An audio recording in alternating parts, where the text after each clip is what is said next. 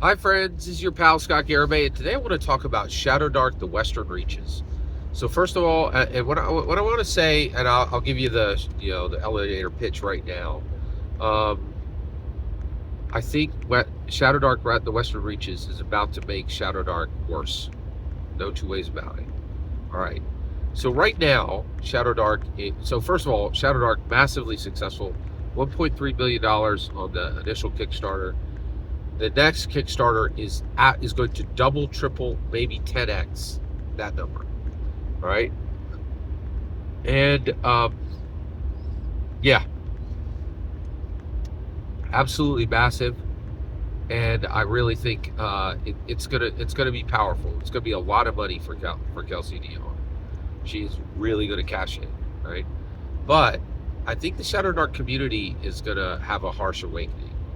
So Shadowdark came along and it boiled down Dungeons and Dragons into a very tight package, right? And it was light, fresh, and fun. Okay, now that's over. Here we go. All right. So let's talk about Shadowdark: The Western Reaches. So this is a setting for Shadowdark, right? And that means it's going to be heavy, ripe, and laborious. And the reason why is there's no room to move. Okay, this is an OSR product, right? First of all, the OSR, the D&D retro clone is well trod, extremely well trod territory, right? There's no like white box, black box, OSE, index card RPG, just like, and literally, this isn't, I'm not making up a number here, literally 1,000 others, right? Like this is extremely well trod territory, right? And the reality is to create a setting for this is going to be extremely difficult to do. And I took a look. I read through what they're planning. Nope. Shadowdark came out and had no setting, and that's why people loved it.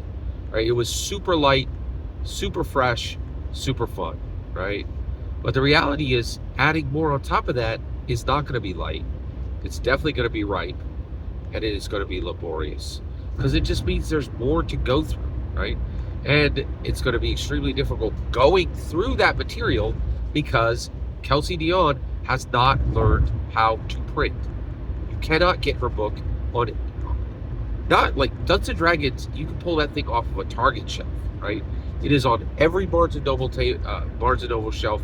It is on every single FLGS shelf. It is on Target shelves, and it's on many other shelves, places that would shock you to find a tabletop role-playing game. You can't even find Shadowdark, the first one, on the shelves, which means now you have two PDFs you have to cycle through to find all the options, two different, and then, or you're going to have to, flip through your binder like every single Shadowdark player out there now, because it's not available in print anywhere on any shelf, right? I've literally never seen it on any shelf to buy, right? And I'm gonna admit, I got a little bit of a bone in my craw over, because I've wanted to purchase this thing. I've literally never seen it on a shelf anywhere, and I will tell you the moment I do. But I don't think that'll be. I don't think I'll ever see a print copy of Shadowdark on a shelf, because Kelsey Dionne does not know how to print, right? And she could get some real business people in there, like Gary did with Brian Bloom, but she's not going to do that. There's no reason for her to do that, because she's extremely comfortable and extremely wealthy, right? And she's about to get a lot more wealthy for making Shadowdark worse, in my humble opinion. Every single word you just heard in this video is my humble opinion. Absolutely nothing more, absolutely nothing less. The important part is when I get to hear your humble opinion. When you get in the comments and send your traffic. Please consider like, subscribing, and have a fetch millennium.